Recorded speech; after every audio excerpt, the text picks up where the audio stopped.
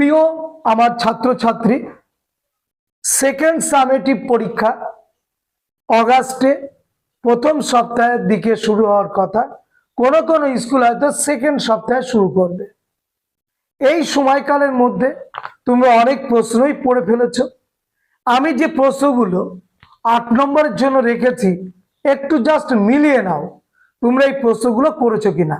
শুধু মিলিয়ে নেওয়া নয়, এই প্রশ্নগুলো টেস্টের জন্য, এই প্রশ্নগুলো ফাইনাল পরীক্ষার জন্য অবশ্যই সামনের সারিতে রাখবে। কোন প্রশ্নগুলো দেখে নাও।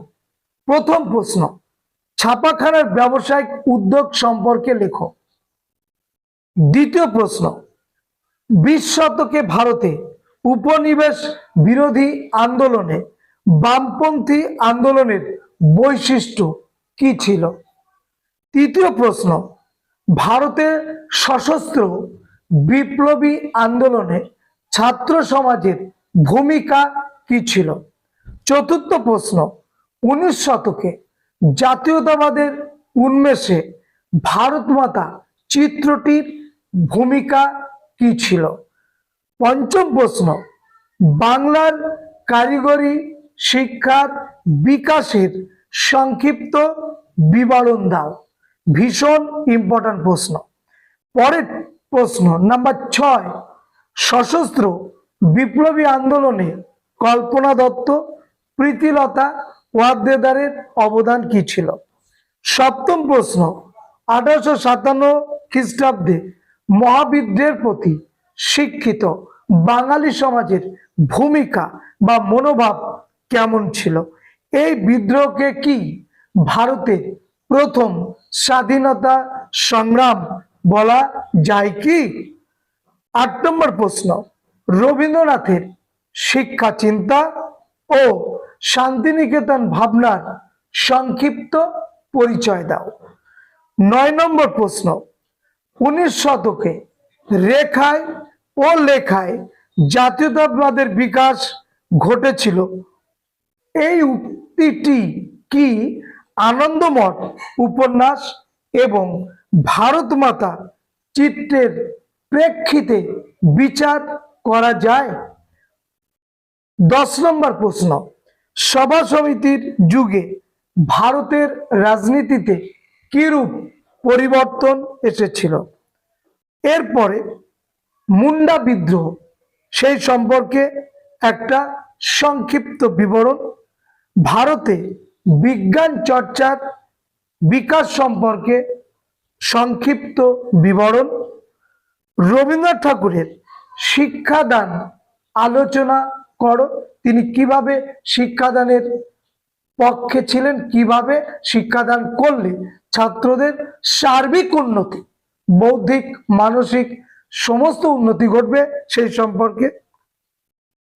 মানুষ প্রকৃতি ও শিক্ষার সমন্বয়ে রবীন্দ্রনাথ ঠাকুরের চিন্তার সংক্ষিপ্ত পরিচয় দাও। অহিংস অসহযোগ পর্বে ভারতের কৃষক আন্দোলনের বিবরণ দাও। বারদৌলি সত্যাগ্রহের একটি সংক্ষিপ্ত বিবরণ দাও। সঙ্গে এই আন্দোলনের কি গুরুত্ব ছিল সেটি উল্লেখ করো। দেখো, প্রশ্নগুলো সবই বললাম, যারা টেক্সট বই ফলো করো তাদের এই প্রশ্নগুলো আশা করছি ইতিমধ্যে কমপ্লিট হয়েছে। কারোর কিছুটা বাকি আছে। এই ভিডিওটা যখন দিচ্ছি তখনও পর্যন্ত হয়তো কারোর সম্পূর্ণ হয়নি, কিন্তু আশা করছি এই প্রশ্নগুলো তোমরা সম্পূর্ণ করবে।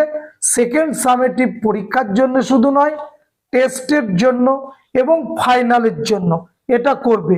দেখো, একটা প্রশ্ন বলছি যে সভা সমিতির যুগ কিভাবে জাতীয় কংগ্রেসের পটভূমি তৈরি করেছিল। এটাও কিন্তু সভা সমিতির যুগ যদি করো, পাশাপাশি এই প্রশ্নটাও কিন্তু একটু রেডি করে রাখবে। দেখো, হুবহু প্রশ্ন কিন্তু আসবে না, এটা তুমি ধরে রেখে এগোবে। যদি আসে সেটা তো ভালোই হলো, আমি তো পেয়েই গেলাম। কিন্তু যদি একটু ঘুরিয়ে পেঁচিয়ে প্রশ্ন করে, আমি পরীক্ষা হলে কাঁদবো না লিখবো। সুতরাং আগের থেকে সময় যেহেতু হাতে আছে, আমি রেডি হয়ে থাকবো এইভাবে প্রশ্নগুলো যাচাই করে, এবং এই প্রশ্নগুলোর অল্টারনেট কি হতে পারে সেইভাবে বিচার বিবেচনা করে রেডি করে চলে যাব। যেহেতু ইতিহাস ভীতি সবার মধ্যে আছে, আমি চাই না এই ভীতিটা থাকুক, এই ভীতিটা কাটবে এবং তোমাদের দ্বারাই সেটা সম্ভব যদি তোমরা এইভাবে প্রশ্নগুলো রেডি করে হলে যাও। সঙ্গে থাকবে আমার শুভেচ্ছা, ভালোবাসা। দেখা হবে নেক্সট ভিডিওতে। আজকে এই পর্যন্ত।